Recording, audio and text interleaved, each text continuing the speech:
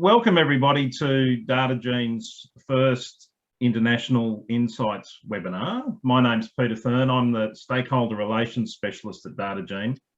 And with us tonight, in Jeff's time, this morning in our time, we have Jeff King of Kings-Ransom Farm and King Brothers Dairy. So welcome, Jeff. Hey, it's a real pleasure to be here. I'm so sorry. I have remnants of a cold. I don't COVID negative, but I've had a little bit of a cough. So my apologies to everybody as we move forward here. But it's a real pleasure. Thanks, Peter. That's fine. Thanks for joining us, Jeff. Now, just some rules for today. We are going to record this. And also, if you want to ask questions, there should be a chat function on Zoom. So pop your questions on the Zoom chat, and hopefully we'll be able to get to them at the end. Although, you know, knowing Jeff and I, we do talk a bit. So we'll see how we go, but we should be able to. So I've got a few pictures I'll share along the way, just to add a little bit of context. But I thought I might start by just getting you to tell us a little bit about the farm in general, how long you've been going there, number of cows, what they're doing, all that sort of stuff. Okay. Our farm, my brother and I are currently partners on the farm, and we would be the fourth generation of the family to farm in the same location. The farm dates back to the late 1800s, and my family's been, amongst other things, dairy farming for quite a long time, right in the same location. My brother and I returned to the farm when we got out of college in the early 90s, and have slowly grown to the farm to the point where it is. We milk about 1,000 head of all registered Holsteins. We run about 1,200 or 1,300 head of young stock. We farm about 3,000 acres, and we, average daily production on the farm would run, I should have had this in liters for you, but about 90 pounds per day, a little over 4% butter fat, 3.2 protein. Very good. So, number of employees in the whole, on the farm side, about 25 full-time employees. Mm-hmm. Yep, good.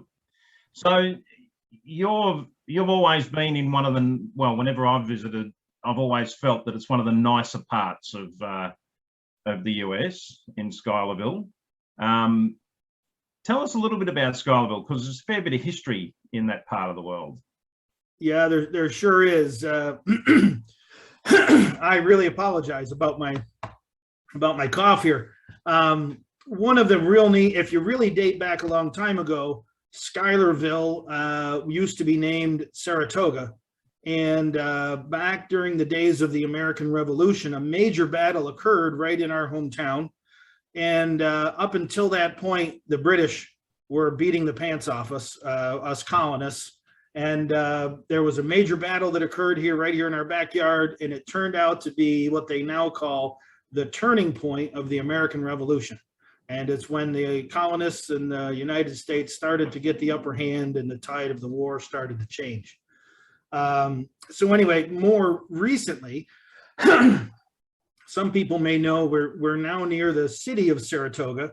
There's a lot of major horse racing area, thoroughbred horse racing. So there's a meet during the summer for about 2 months that brings a lot of attention. If you know much about thoroughbred horse racing, all eyes kind of center on Saratoga for a couple months during the summer. It's a nice, very nice town to visit, a lot of nice restaurants, and upper income kind of area, at least for those who live there, maybe not the farmers. But anyway, Saratoga is about 10 minutes away from where we live. When you talk about Holstein breeding,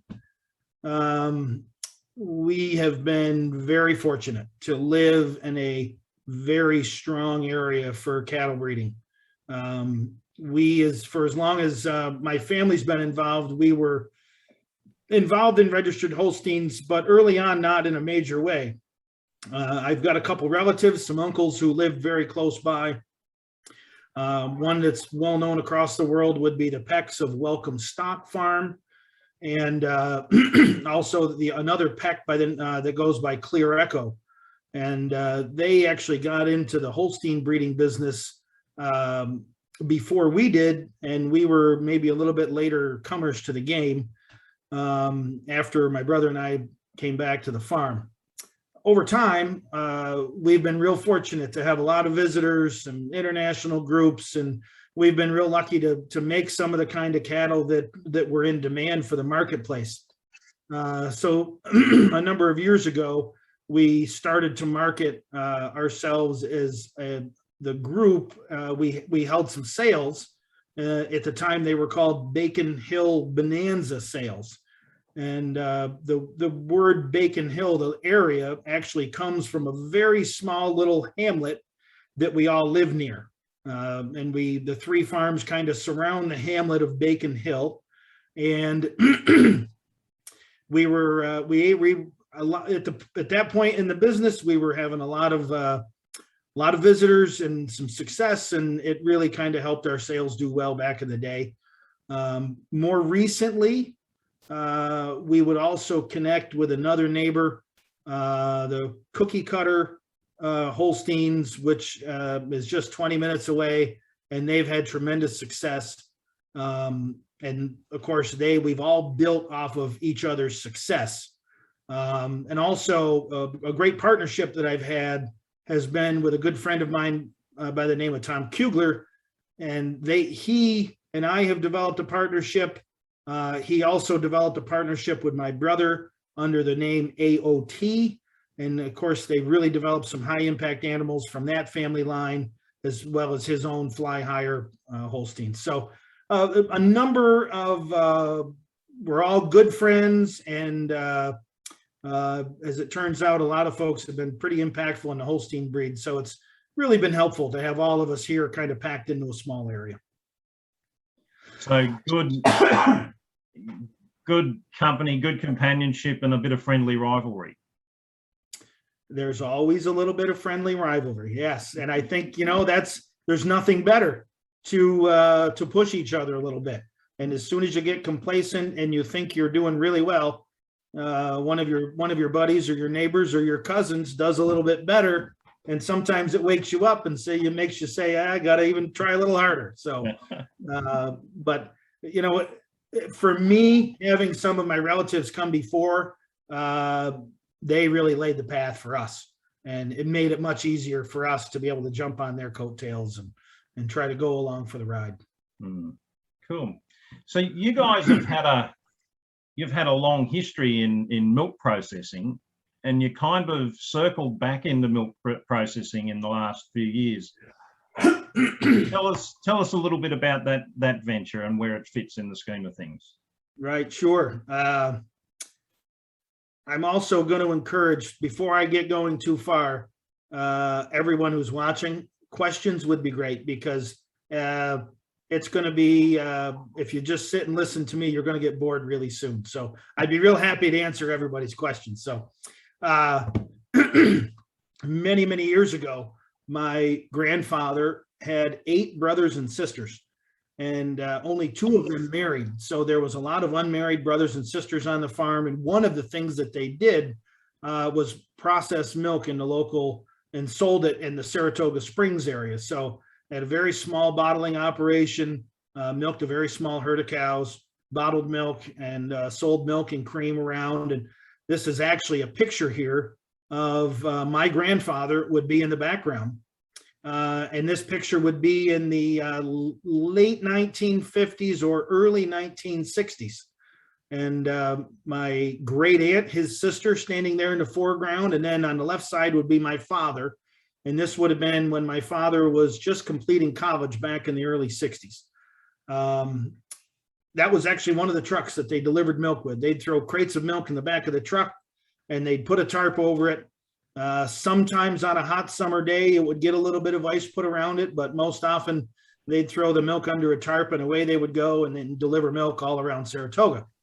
So not too long after this picture was taken in the early 60s, my grandparents were getting older.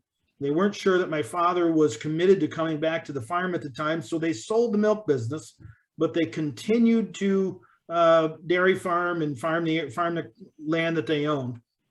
As it turned out, my father came back to the farm, so the dairy farm continued, but we didn't have the milk processing business. So more recent years, my brother and I got interested with the local movement that's been happening, I'm sure, worldwide. We started looking into avenues where we could go back direct to the consumer. And in 2010, we started a home delivery business. And we found another farmer to bottle some milk in glass bottles.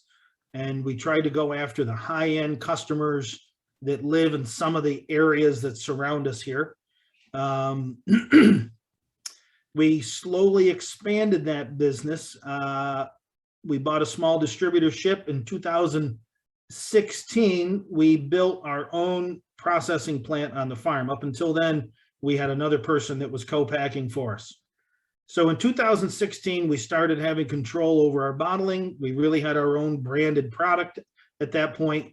So here it is. We're just a little over 5 years into it, and we're starting to get our product into more and more stores. We still do home delivery.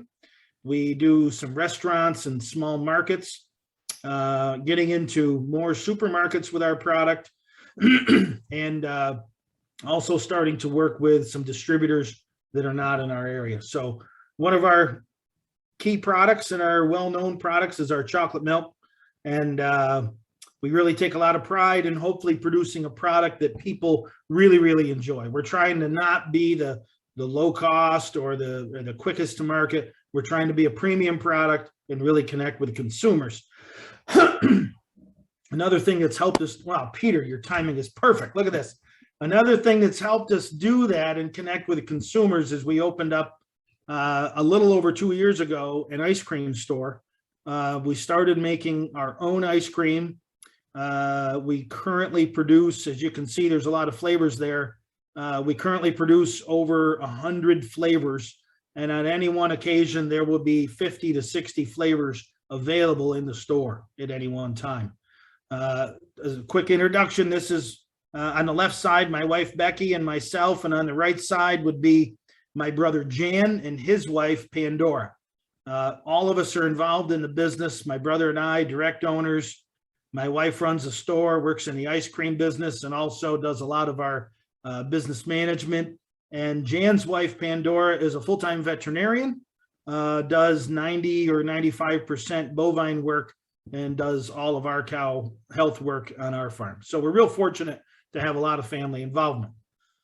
So the store and the ice cream, we just finished our third summer, and that's really grown as well. So it's brought quite a bit of excitement to what we do. And it's, at times I equate it to the genetics business, because in the past, working with genetics and working with the cattle that we breed allowed us to go direct to the consumer in a lot of instances and try to produce the product that the consumer wants. It's really hard to do that when you're making milk for a large cooperative and so forth. So we at least got a little bit of that customer interaction with our genetics. And now it's a similar interaction now when we're able to go direct to the consumer with our dairy products. So a question from Travis online was about milk price, because we know milk price has been pretty ordinary in the States in recent times. So what's the chicken, and was that sort of a catalyst for you heading down this path, or was this always part of a broader plan? You know, I don't think it was always part of our broader plan. There's a few things that played into it. Having the family history, we grew up with old-fashioned milk bottles that sat around the house from a long time ago when my grandfather bottled milk. So it was always maybe in the back of our mind. We live in an area where there are consumers that are very interested in where their food comes from. It's both a blessing and a curse. We live in probably an area that's very popular to live in, maybe some higher income area for a lot of the residents. So they might be willing to spend a little bit more. We don't have our product priced much higher. It's just a little bit higher than a lot of the product in the stores, but it seems to resonate, and they really like being able to go direct to the farm and have a high quality product that they can put their trust in. It's a blessing and a curse. We've got these higher dollar earners in the area that might be willing to buy some product, but it makes it a little bit harder to be a dairy farmer as well.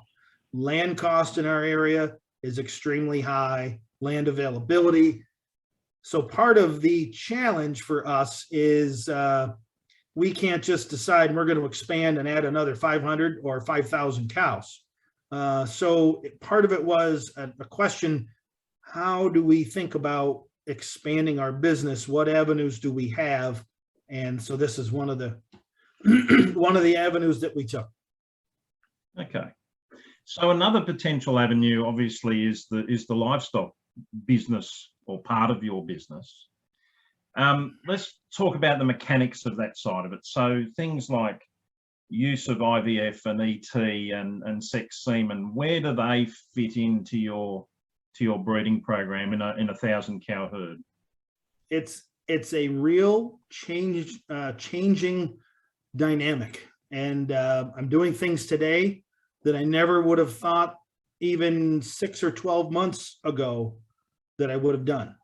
So as it stands now, we do a tremendous amount of IVF work.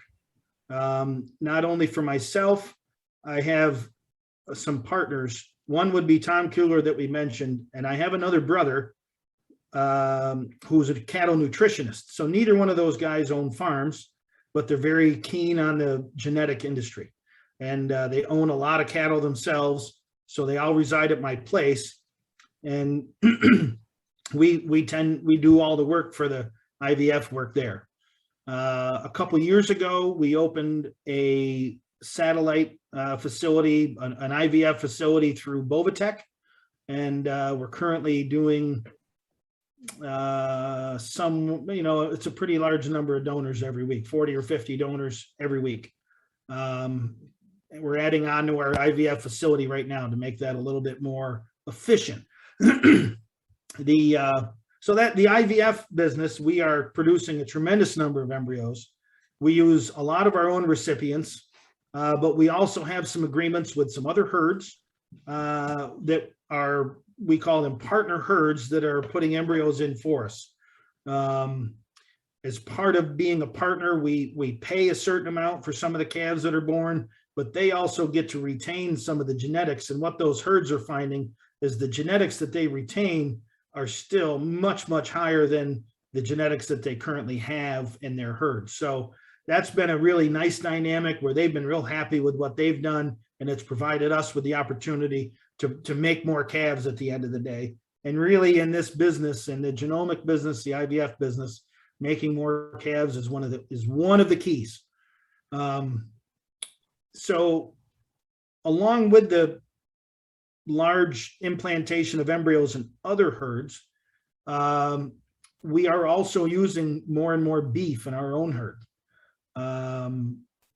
We've started to use a bit more sex semen. In the past, I was worried that the best bulls that I really wanted to use at the time weren't available sexed. So I decided, well, I really got to use conventional, and that's just the only way it's going to be. But as time has gone on, more of those top bulls are becoming available sexed. So that's giving me a little bit more opportunity to use some sexed bulls. And we already keep way too many heifers in our program. So we've decided to use more beef, and that combination with some sex semen, we're actually producing quite a large number of beef calves available for sale. I wouldn't have ever thought that 12 months ago. We started to dabble with it, and then the more we realized, the more that has shifted. One other really nice aspect of our program is some of the Repro Technologies that we've used lately. We've started to use some OVSync and double OVSync for cycling our recipients, and we've really seen a nice increase in some of the results we've had there. So higher pregnancy rate with embryos, and we've seen a big shift in just the overall number of pregnancies that we're carrying, even over what we did 12 and 24 months ago. So that's been a nice difference we've made. So just to clarify, the 40 or 50 donors going through the satellite center, are they all yours, or yours and your partners, or is that the combined group for other people using the satellite center? Majority of them are mine, but still there's a number for the partners, about 50%. And actually there's more. We have other folks that bring their donors in too. We are housing some donors for some other smaller, 3 or 4 here and there for some other people. So it's really turned into a major component of what we do, versus just a few years ago, we said with Bovatech, listen, we're going to try 4 or 5 a week, every other week, and just see how this goes. Well, it's gone pretty, probably for them too, it's gone pretty well. Peter, another thing that I'll mention is traditionally, people may have heard me say we keep 1,000 cows and 12 or 13 head of 1,300 head of young stock. So in a traditional sense, way too many young animals to support our herd, which really isn't growing at this time. So we have also developed a market with some farms and some buyers. We tended to keep a lot of the heifers because in the past, my attitude was I need lots of recips. So I need to have all the heifers that I can calve, and don't sell any heifers, just calve them in and use them as recips. And then we've developed a really nice market for some fresh cows. So we're able to calve those recips in, sell some really top end cattle to some buyers, both here in the Northeast and in Canada, and develop some good relationships with some folks, some repeat buyers. And so that's been a nice positive as well. So a question that's just come in was, would it be possible to share how you choose your beef bulls to use? And I suppose parallel to that, how do you determine which cows you're going to use them on? I have to admit, my choosing process is pretty poor at the moment. I am not very versed in beef production. So initially what we've done is we've worked with Select Sires, who has what they call their TD beef program. We are using Angus bulls that have been pre-selected for gains and so forth. And I don't know exactly what those parameters are, but they're pre-selected. We use those with that semen. If we make calves by those bulls, we get a premium over just a regular Angus bull if we used him. We started with using any Angus bull that I could buy.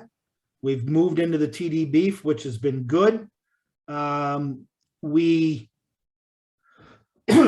We're evaluating now as I become a little bit more familiar and I learn more about the beef production business. We're starting to evaluate maybe some adjustments to that program. So as far as who we're using it on, it's tended to be older cows, lower genetic value animals.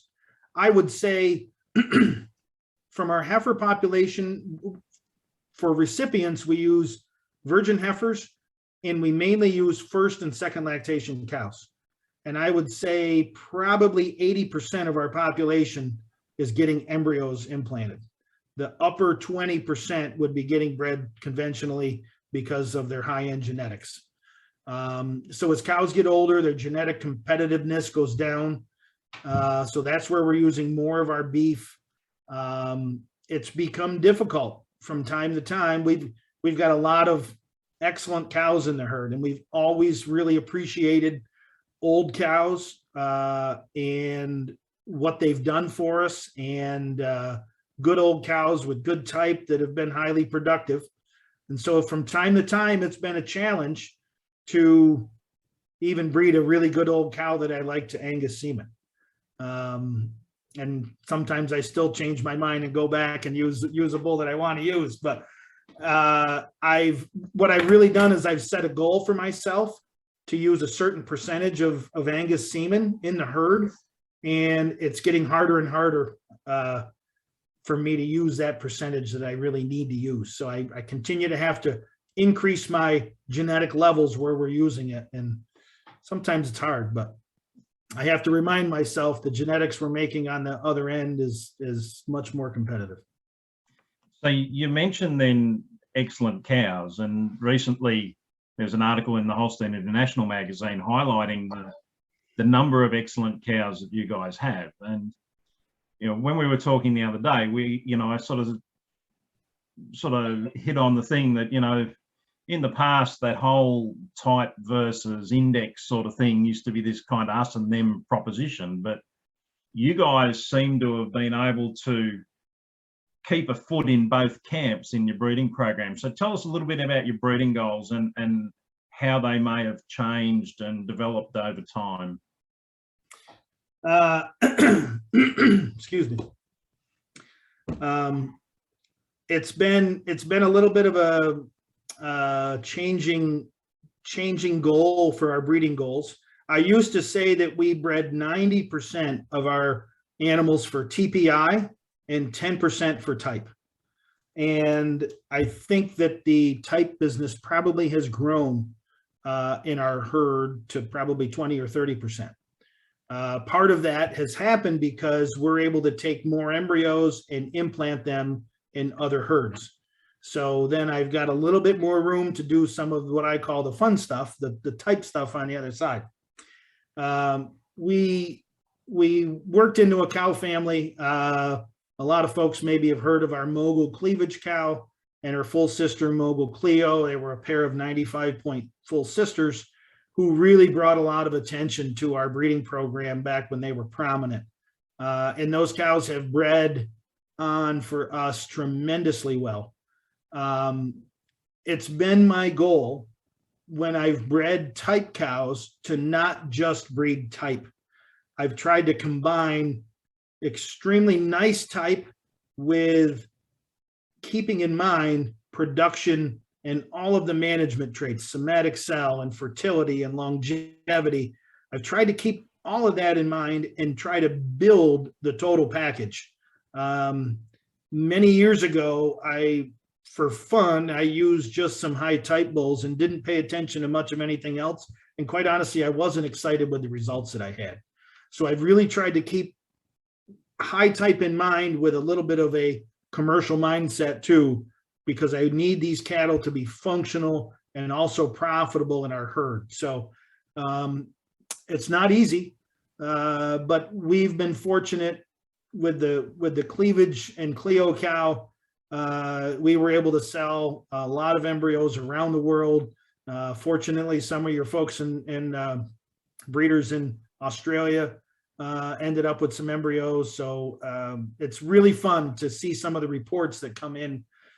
I just got a picture from a guy in Switzerland the other day who had a daughter, one of the last daughters of my cleavage cow.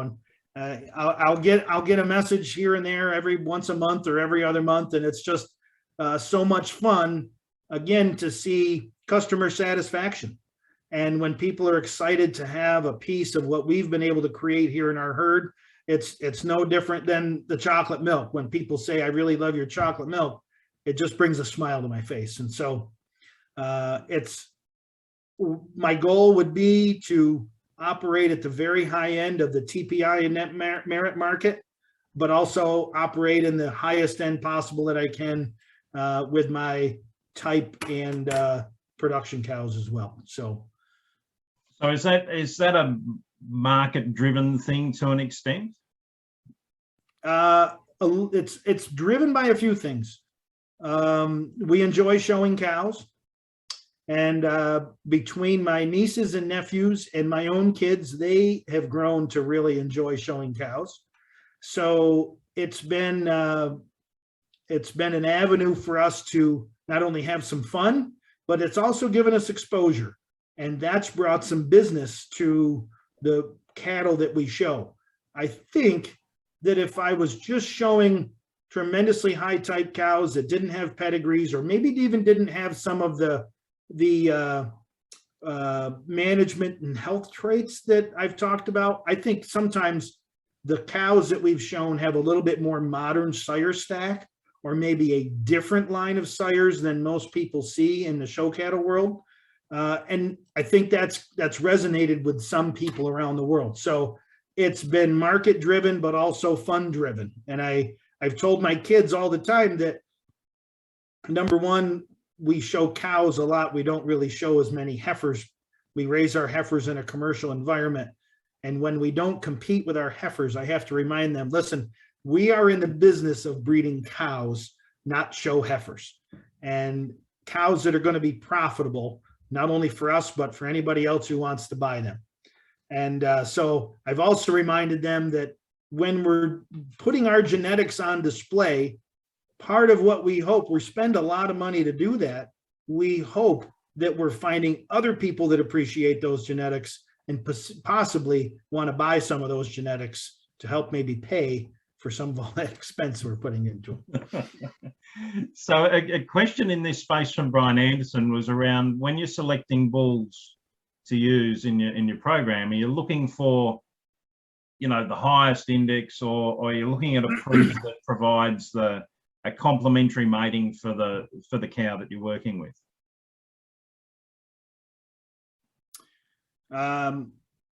You know, when I talk about the more type side of animals, another thing that I will mention is since we have the fluid milk business, we've started to focus more on A2 as well. So we've tried to pay attention to A2 bulls much more. Not that I've exclusively used A2, but certainly a much higher percent that we've used. So that comes into the decision making. It's difficult to, I think, choosing those bulls is increasingly difficult, because I think we've got a type market where the highest type animals are kind of breeding away with extremely high type numbers, but maybe forgetting some of the other traits that I mentioned, the management type traits. And so for me to bring that total package and find it in the sires that I use, I think it's a real challenge. I end up using some bulls that maybe on some of my quote show cows that I don't think many other people in the show business would ever consider using. But it is what it is. So sometimes you got to be a little bit different and try something different. So I really try to focus on udders more than PTAT. If all we do is focus on type, we're going to get cows that are 65 inches tall, tremendously large. They're already large enough. My cows have to live in a commercial freestyle environment. And so I want cows that don't get too big, that are somewhat athletic, and they can move around and survive in our commercial environment. So I look much more to bulls that have exceptional udders, good feet and legs. We want to find good production numbers, high fat. Again, with my fluid milk business, pounds of fat, percentage of fat has become more important because of just what we're doing with our milk components. And of course, all the management traits, I want the entire package. I want DPR, I want fertility, longevity, low somatic cell. So it really becomes harder to find those bulls. When I'm breeding, I'm long-winded and I apologize. When I'm breeding more on the TPI and net merit side of things, it's a little bit more of just shooting for the extremes. And what we're doing there is, with IVF, we're making a lot of matings, and we're quite often running our donors every 2 weeks. So we have the opportunity to mate them to many different bulls. And there's a certain amount of, it's very hard to predict when you're going to get that right combination of genes, that special combination of genes. So it's almost a luxury where we're able to make a lot of calves and then hopefully pluck out the ones that we really like out of those results. So we're always looking to just try to push the envelope. I think in the genomic era now, we're seeing it very difficult to maintain diversity of pedigree, especially when some bull studs are only working with certain farms or making their semen not available, and they're kind of creating their own stud lines of bulls. So there's opportunity in there as well from time to time. So we try to look for opportunities. So in terms of genomic testing, where's that fitting in? How are you using it? And at what age are you testing animals? Every calf at birth gets pulled genomic test. And they're submitted usually within the first week or two of life. So right now, I think probably except for maybe a small handful of animals, our herd is entirely genomic tested. We really appreciate what genomic testing has done for us. I really feel that it gives us a tremendous, much more insight into the breeding power of that animal. And of course, it lets us look at herd trends too. And I think there's, leaving that aside when I'm talking about individuals, it's never perfect. I don't think it's intended to be perfect. And sometimes we forget that it's not an exact science, but I do think it gives us very strong indications for what an animal could breed like or could look like eventually down the road. We've been using probably 99% genomic young sires in our herd for, I'm not even sure, 8 or 10 years. We do use a few proven bulls, but for the most part, it's genomic young sires. And I get worried sometimes about the variability that might bring about. But I have to step back sometimes and remind myself when I walk through a pen of 200 first lactation animals, and they're all standing eating in the headlocks, I stand back sometimes and remind myself we're doing okay here. I think we're succeeding. There's small points where we can do better for sure, but I'm really happy with the cattle that we're seeing. It's a real challenge. I mentioned selling fresh cows. That market has been driven by people who want to buy really good commercial cows that are ready to make profit for the people that buy them. Medium size, good udders, good feet and legs, great locomotion. They don't want show cows. They want profit cows. So we have to sell pretty good cows in order to maintain that market. We get a good price. We can't sell off the bottom. So sometimes we sell probably 300 head of fresh cows every year. Sometimes I scratch my head trying to figure out how we do that. But even after we sell 300 head of really good ones, the ones that are still left over are pretty good group. So I'm pretty happy with the way the breeding program is working. So while we're talking genomics, how has genomics sort of changed the way you're interacting with bull companies now? I mean, traditionally you've sold lots of bulls to AI. I mean, that's how we first met, coming with me visiting to try and get some embryos out of some of your cows to bring back here to make. We can still make those embryos for you, Peter. Excuse me. I'm sure you can. I'm sure you can probably make more of them now than you could back then. And that was probably the problem back then, was I just couldn't get enough of them. Mm-hmm. But the whole landscape's changed now. So how are you finding it in terms of trying to, bulls are a big part of, or a part of what you're doing. How are you finding getting bulls away to studs over there now? It is, it's a challenge. We've been selling some fewer bulls than we used to in the past. Certainly the levels that bull studs are looking for are ever increasing. I mentioned a few things that we've done with using partner herds for embryos, increasing our conception rates in our own cattle, currently we are producing a much larger number of pregnancies and live calves than we were even 18 or 24 months ago. So that's kind of having a positive impact for us, because we're really having the opportunity just to have more darts thrown at the dartboard on that end of things. But it's an ever increasing challenge. You know, there's lots of things going on with bull studs too, and in the business, and we're seeing some bull studs start to cross lines where they weren't going to worry about the other studs' genetics. Now there's some alliances being made, maybe sharing semen or trading some semen back and forth, because I think those studs are realizing we need an injection of some different bloodlines. And it also happens with those bull studs who have a lot of their own females. If their female population is quite narrow, especially, and sometimes been very successful, but every new mating sire they have continues to come back from those same families. So I think that poses a challenge.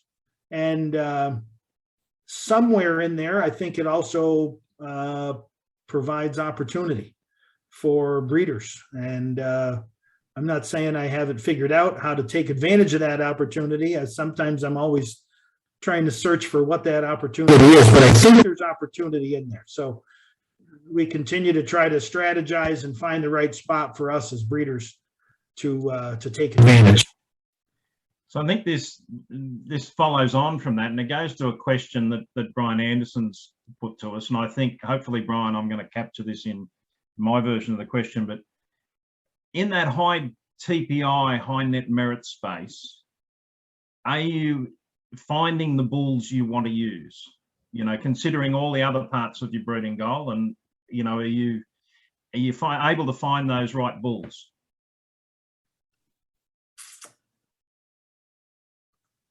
Sometimes. I think that some of those bulls that I traditionally would have wanted to use are not there as much as they used to be. It does appear to me that in the US breeding programs, so much more attention has been paid to net merit, almost a singular focus here lately. And I'm sure that there's a market for those high net merit bulls. But I'm not sure that the entire market is searching for those types of bulls. So again, I think there's opportunity for us to maybe find a way to make some of those bulls that I traditionally would have enjoyed using more. That being said, I had a good friend from Select Sires here today, and we were looking at some embryo donors and some bull mothers and so forth. And a bull that we used heavily was a Legacy.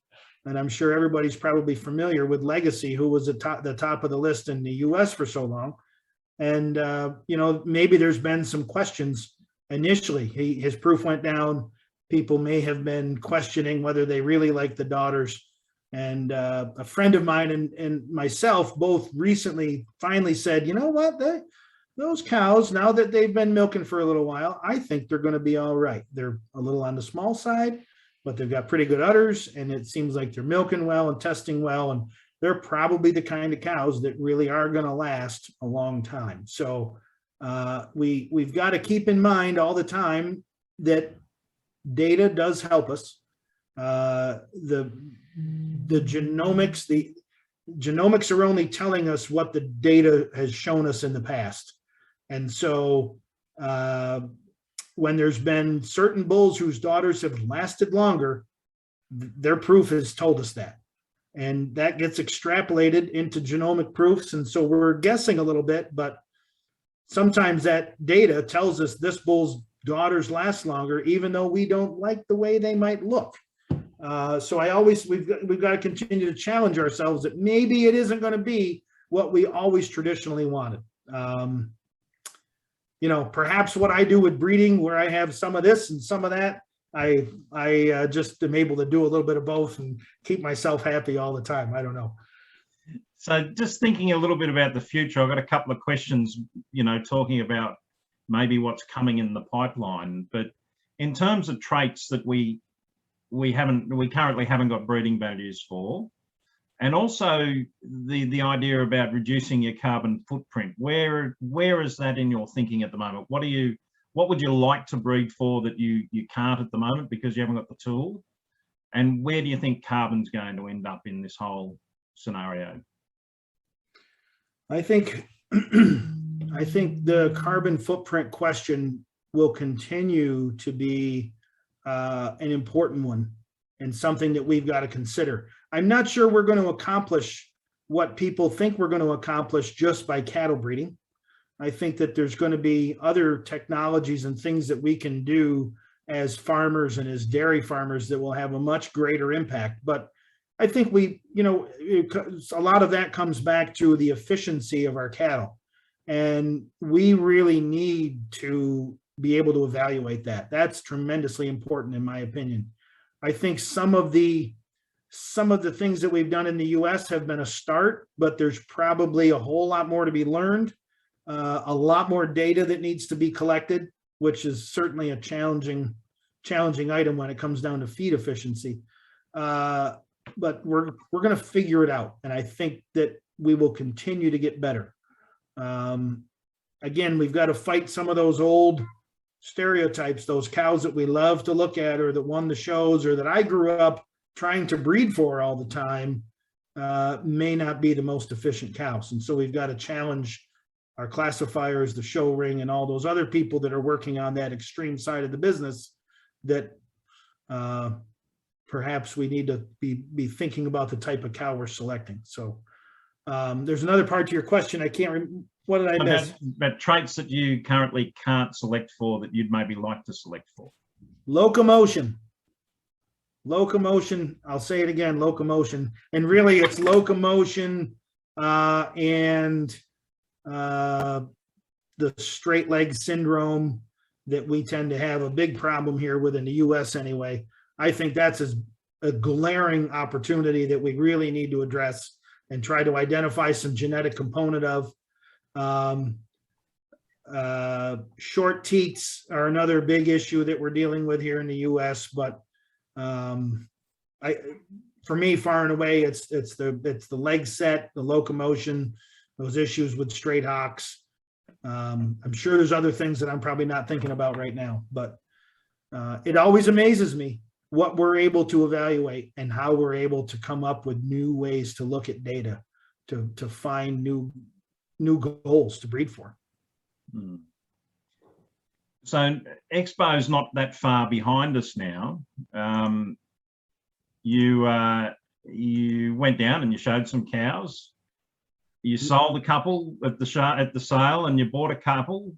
Tell us about the ones you sold, and more importantly, who bought them? Great question. So this animal you've got up here goes back to one of the cow families that we started to work with when I got out of college, and we've had a lot of success. This is, for some people, it's a great example how to get a start in the business. If you look back in here, there's a cow named Pencoal Mtododema. It just so happens that, of course, Pencoal has been a powerful breeding establishment in the U.S. for so long. And Denny Wolf, who owns the Pencoal breeding, his son ended up being my roommate in college. And at the time, we had very few high impact or high demand animals, or almost none, maybe one or two. So we were desperate to try. I was anxious to do more in the business. We made an agreement where we split embryos. They gave us frozen embryos to implant. We split them up one by one, and we ended up with the Mtododema cow.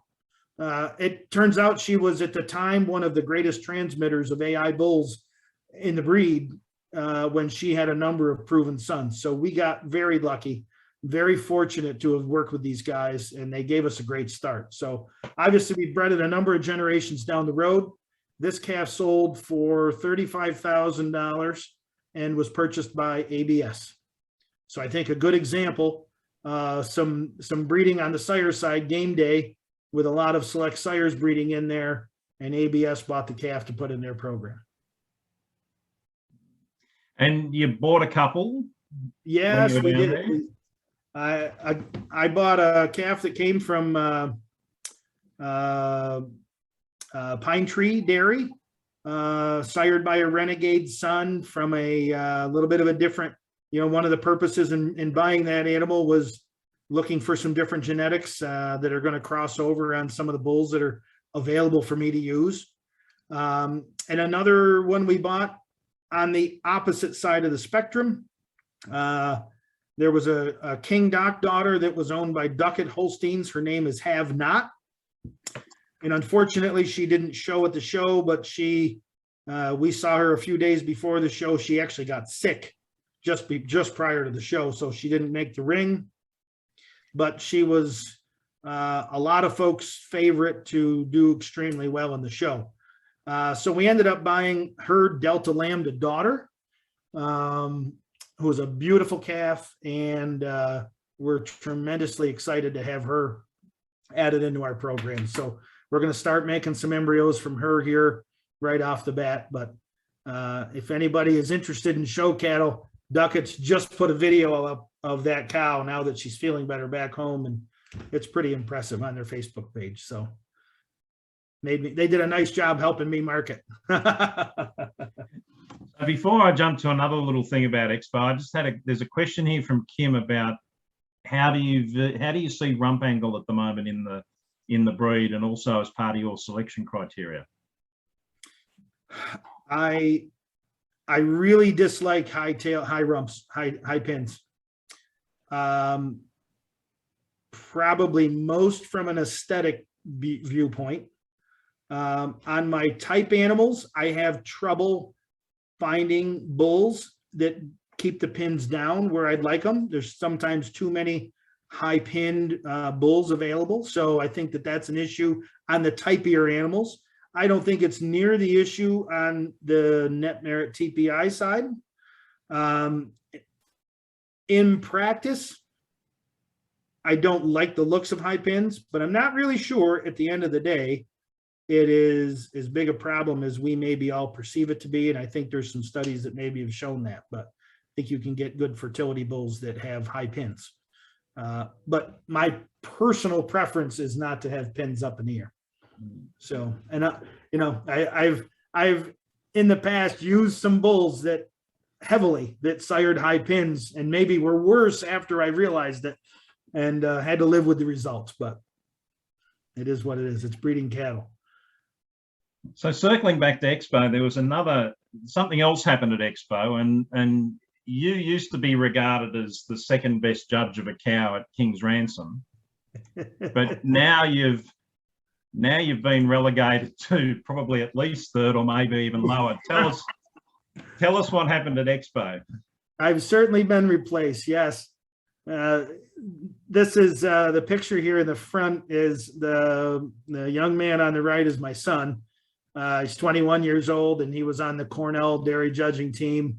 And not only did their team win, but he and his friend actually tied for first place, and his friend ended up being the winner by tiebreaker. So my son ended up second, and he is tremendously proud of that accomplishment, as are we.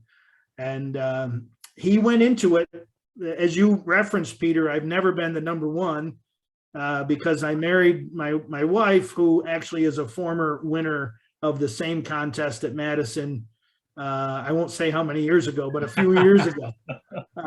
So anyway, I'm certainly at number 3. I've got more kids coming along, and I hope at some point I end up being 6th or 7th. But it was a really, really fun experience, and he's certainly quite proud of it. So we're very happy for the team.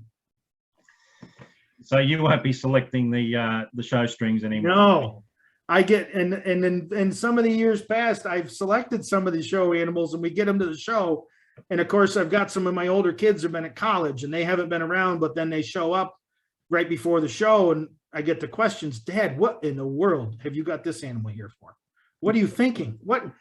And so I have to try to explain my thinking, and sometimes it works and sometimes it doesn't.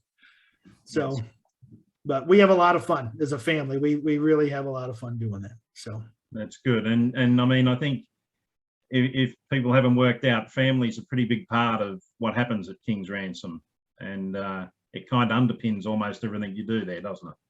It really is. And it's made us think about it quite a bit more. We lost my father here back in the winter, and he was really the patriarch of a very close-knit family. And as I mentioned earlier, it's a good thing and bad thing in our dairy, because I've not only got a brother who's my partner, both of our wives are involved in different aspects, but both involved in the farm. And my other brother, who is part of the AOT ownership, he's a cattle nutritionist.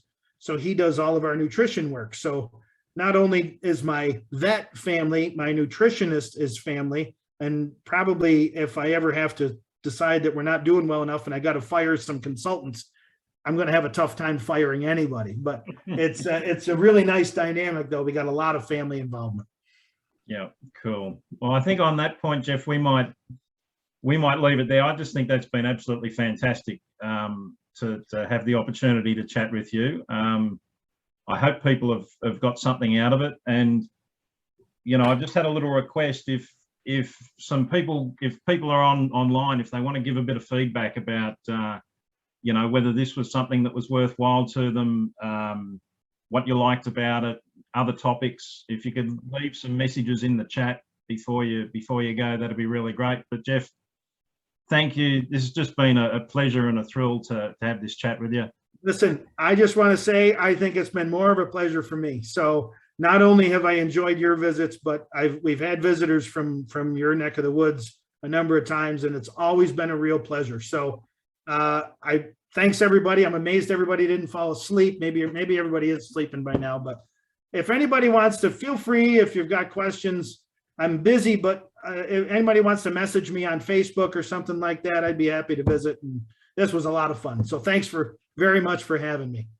No, thank you. The pleasure's all As ours. I told Peter, he said, this is the first one in maybe more webinars. I said, well, you're doing it right, because it's only going to get better from here on out. So I just knew I was going to pick a guy who could fill in an hour. Yeah. Not a problem there. With a good story. Yeah. Hey, thanks everybody. And yeah, you have a good evening, Jeff, and we'll see everybody else around the traps.